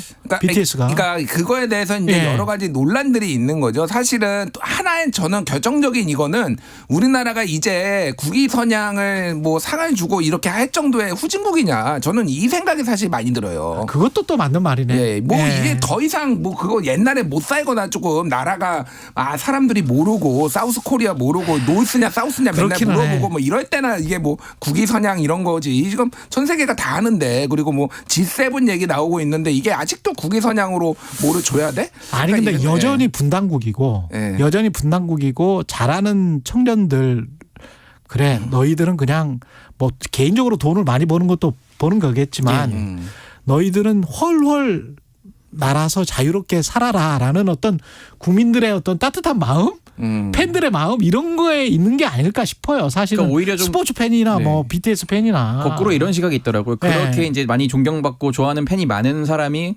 군대를 가고 병역 의무를 다하는 모습을 보여줬을 때 더 오히려 이 병역 이 의무 자체가 더 빛나는 거다. 그것도 맞는 말이네. 네, 이런 식으로 이제 노블리스 오블리주 뭐 이런 걸 또 얘기를 하더라고요. 오늘 완전히 이쪽으로 갔다 저쪽으로 갔다. 왜 이렇게 귀가 얇아 오늘? 이것도 맞는 말인데요? 이것도 맞는 말이야. 네, 여러 가지 이게 그래 정답이 없는 문제. 이거야말로 진짜 정답이 없는 문제라 다 의견을 좀 존중할 필요는 있어요. 그래 그럼 누가 군대 가? 그 군대도 신성한 국방의 의무지. 사인은 2번 갔잖아요. 그래서 아까 얘기했던 산업복무요원 그거 그렇죠. 했다가 네. 그 군생활 제대로 안 하는 거 적발돼서 2번 갔습니다. 예. 네. 진정한 애국자인가요? 예, 여기까지 뉴스 일대기 뉴스톱 김종일 수석 에디터 최영창 한국경제 기자였습니다. 고맙습니다. 감사합니다. KBS 1라디오 최경영의 최강시사 듣고 계신 지금 시각 8시 44분입니다. 이 시각 출근길 교통정보입니다. 서해안고속도로 목포 쪽의 정체가 더 길어졌습니다. 수산터널 부근에서 지체고요. 쭉 더 가서는 매성 휴게소부터 다시 속도가 떨어지는데요. 화성 휴게소 쪽으로 12km 구간 답답합니다. 서울 방향 광명역에서 금천 쪽으로 천천히 가고 있습니다. 이어지는 서부간선도로 성산대교 쪽으로 오금교 부근부터 정체고요. 반대 안양 쪽을 보니까요. 양평교에서 오목교까지와 고척교 부근에서 금천교 쪽으로 많이 밀리고 있습니다. 그리고 서부간선 지하도로 고속도로 쪽으로 가는 길인데요. 2차로에 고장난 차가 발생했고요. 전 구간 지나는데 40분 정도 걸리겠습니다. 올림픽대로 공항 쪽으로 암사에서 성수대교 쪽으로는 사고 여파를 받고 있습니다. KBS 교통정보센터에서 이현입니다.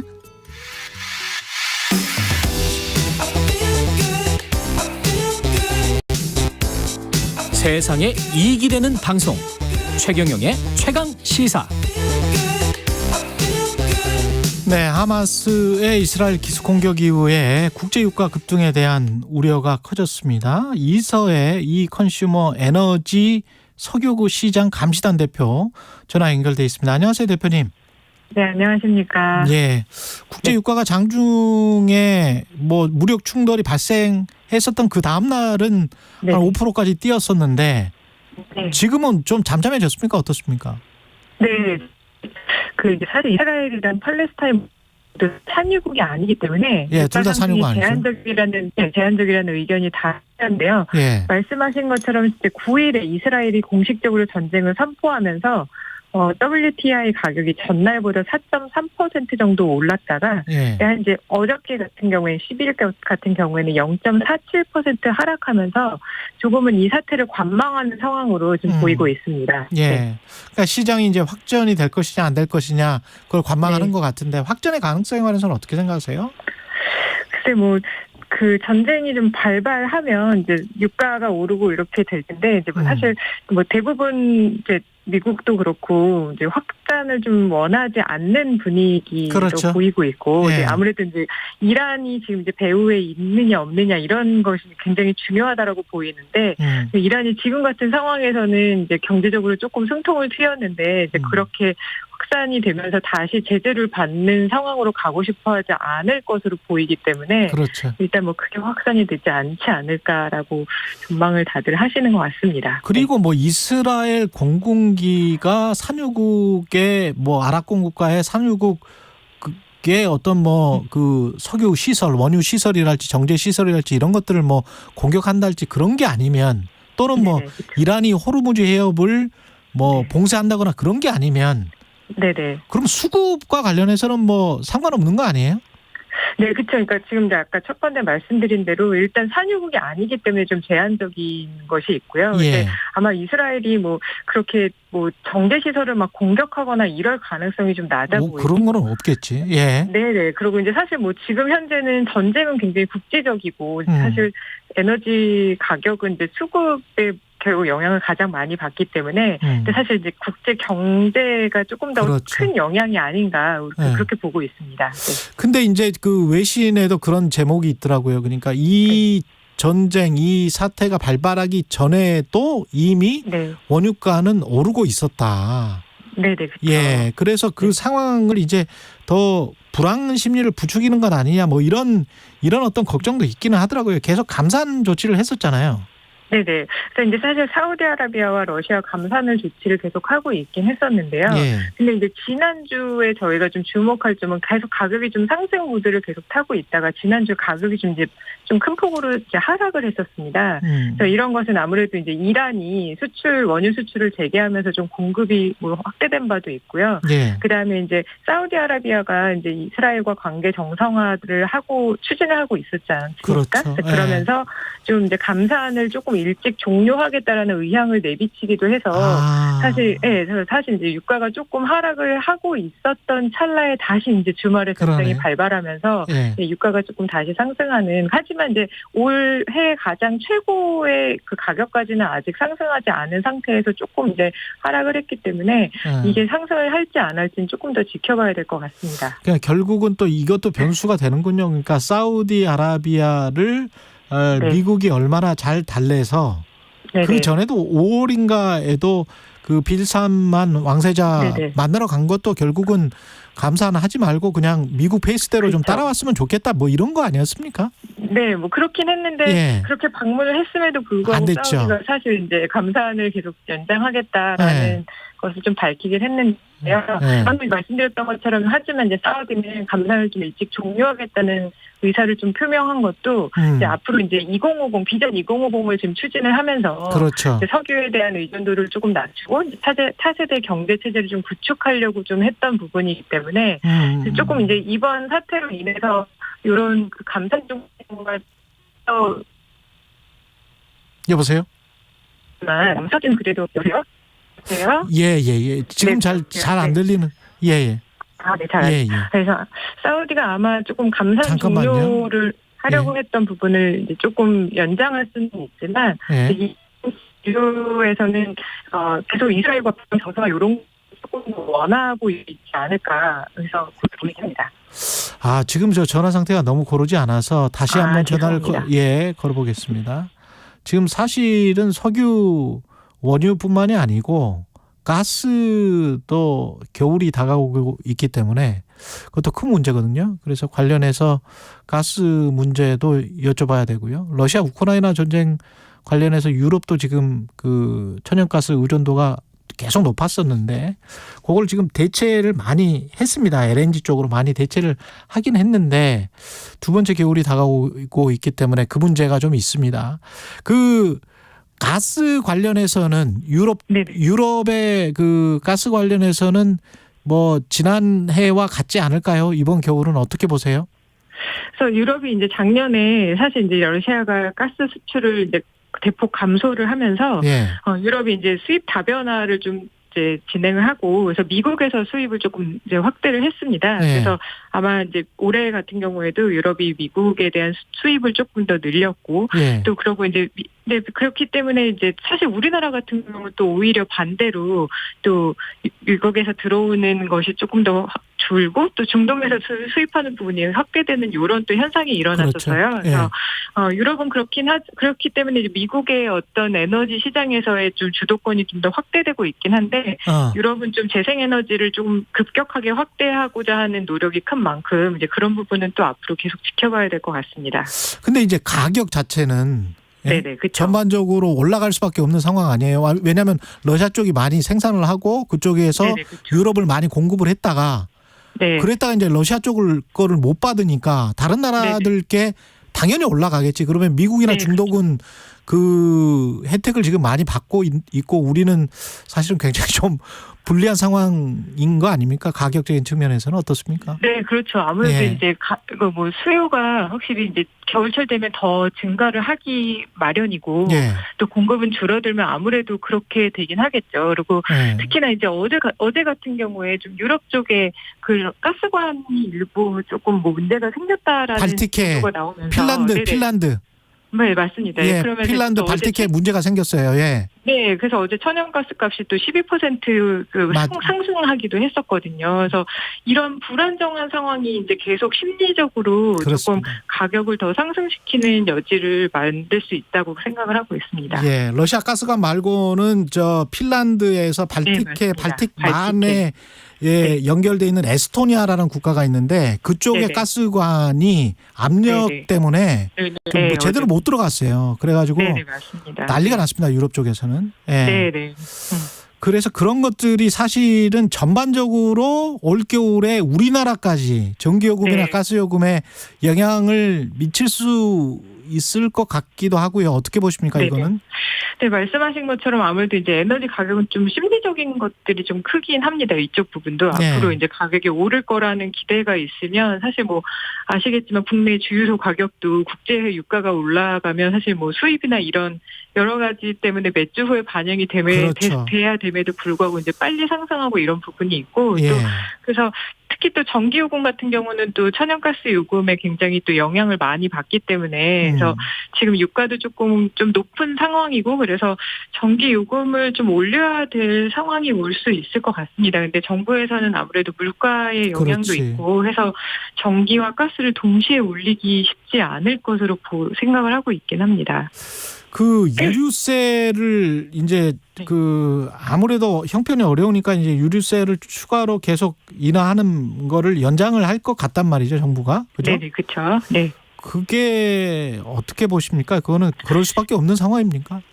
그래서 사실 이제 유류세 인하 조치를 시행한 지 조금 오래돼서 그렇죠. 저는 이제 뭐 국가가 뭐 하도 세수도 많이 부족하다고 하기도 하고 근데 사실은 이 유류세가 국가의 세수에서 좀 많은 큰 폭을 차지하고 있긴 하거든요. 그래서 저는 이제 곧 이제 얼마 전에 유가가 조금 하락세로 들어서면서 10월 말에 정부가 종료까지는 아니지만 단계적인 인상 정도는 시행할 수 있지 않을까 생각했는데 다시 이렇게 유가 전쟁으로 인해서 이제 앞으로 불확실성이 다시 커지고 있기 때문에 유류세 인하 조치는 연말까지 연장을 그래도 계속 고려하시지 않을까. 그래서 앞서 말씀드렸던 것처럼 지금 사실 이제 한전에 채무가 굉장히 좀 문제가 되고 있어서 전기 요금이 훨씬 더 중요한 이슈라서 동시에 모든 걸 올릴 수는 없어서 유류세 조치는 좀 지속될 수 있을 것이라고 생각을 하고 있습니다. 참 이게 좀 아이러니한 상황인데 이스라엘 하마스 이 전쟁 때문에 사실은 또 석유 관련주들은 폭등을 했었단 말이죠. 네, 그렇죠. 시장에서는. 근데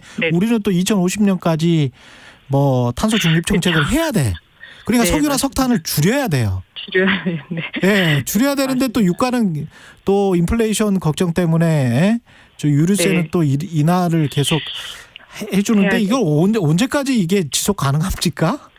그렇죠. 그래서 최근에 이제 뭐 영국에서는 그렇기 때문에 이제 뭐 이렇게 국민들을 힘들게 하는 이런 탄소 중립을 조금 더 천천히 진행하겠다라는 뭐 발표도 하지 않았습니까? 미국, 영국이 다 그렇게 지금 나오는 것 같아요. 약간 미국 공화당 쪽에서도 그런 이야기를 하고 있고.